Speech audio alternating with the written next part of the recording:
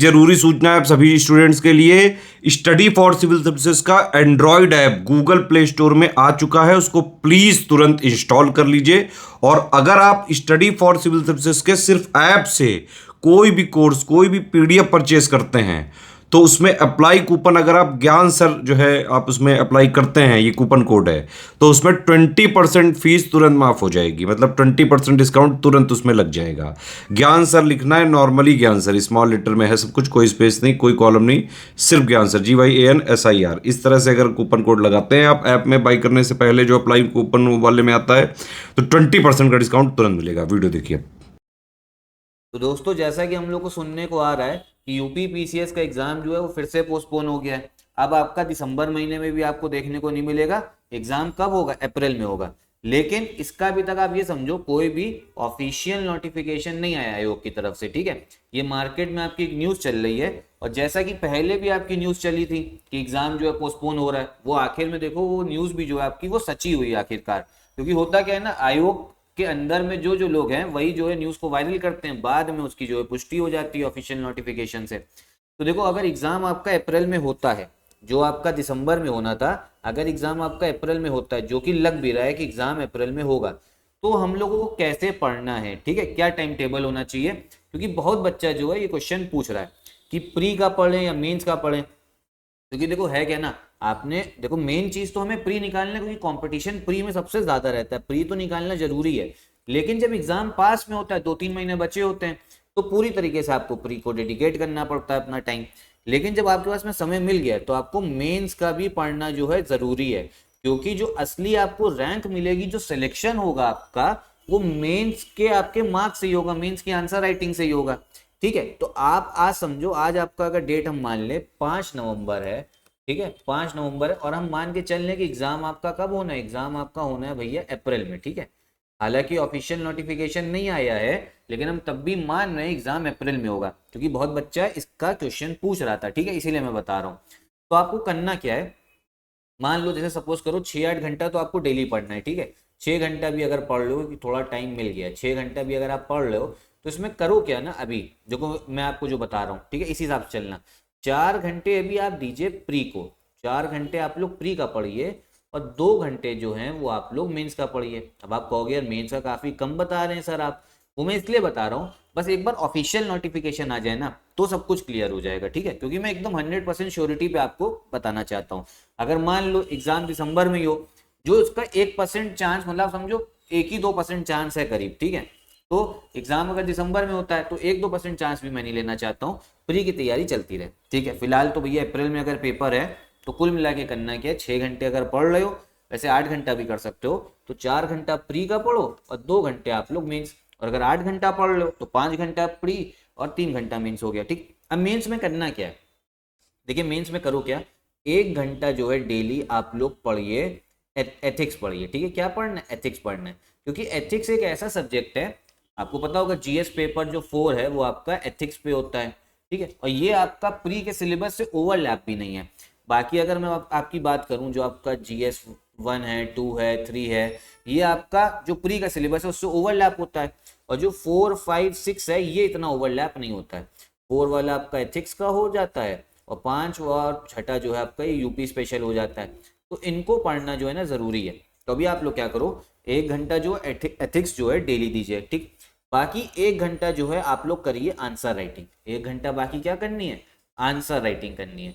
अब आप कहोगे आंसर राइटिंग आपने बता दिया, लेकिन करे कैसे भैया? तो देखो, आंसर राइटिंग के लिए क्या करो, जो आपका यूपी पीसीएस मेंस के पिछले सालों के जो पेपर है ना, यूपी पीसीएस मेंस के जो पीवाईक्यू हैं, आप उनको लेके आओ और उनको सॉल्व करना स्टार्ट करो, उनका आंसर लिखना जो है चालू करो। क्या?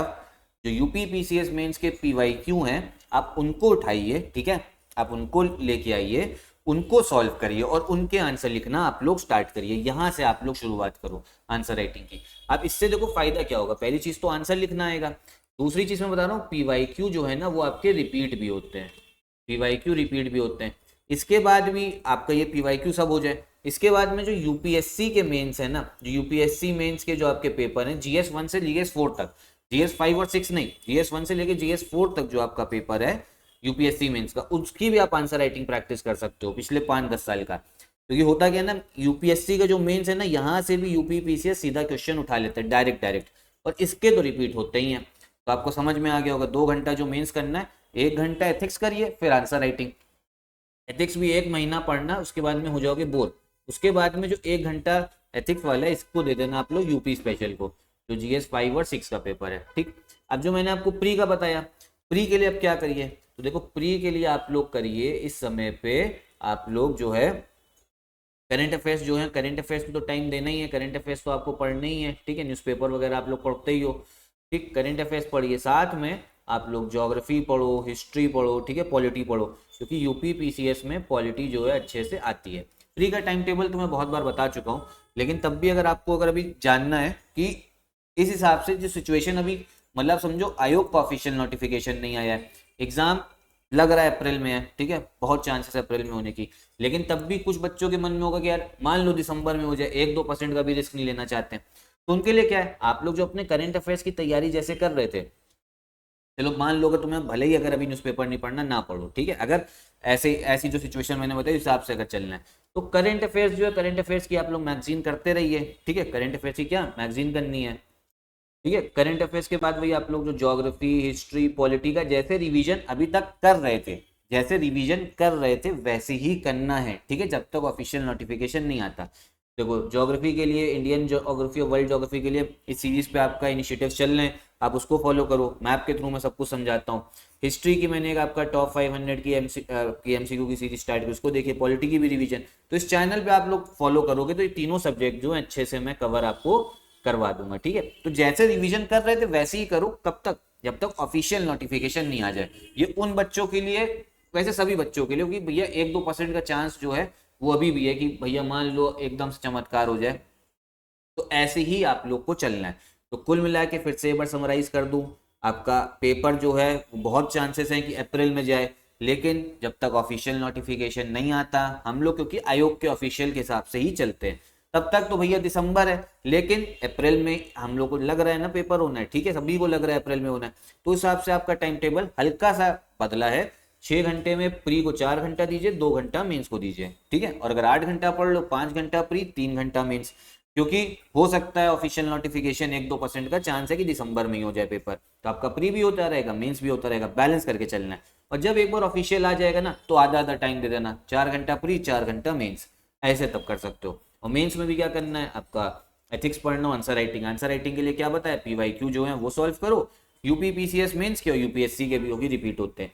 इसके बाद भी हम लोग का देखो एक आपका यूपी पीसीएस 2024 का मेंस का एक्सक्लूसिव ग्रुप जो है वो स्टार्ट हुआ है, जिसमें पूरा आंसर राइटिंग करवाई जाएगी, मॉडल आंसर्स दिए जाएंगे, फीडबैक बताया जाएगा कैसे आंसर राइटिंग सही करनी है, ठीक है, और अच्छे से मेंस का जो सिलेबस है वो भी कवर कराया जाएगा, सिलेक्शन मटेरियल मिलेगा, तो आप उसको भी ज्वाइन कर सकते हो इन नंबर्स पे कॉल करके। बाकी कोई डाउट हो तो कमेंट बॉक्स में पूछिएगा। यही वीडियो भी खत्म करते हैं, नमस्कार।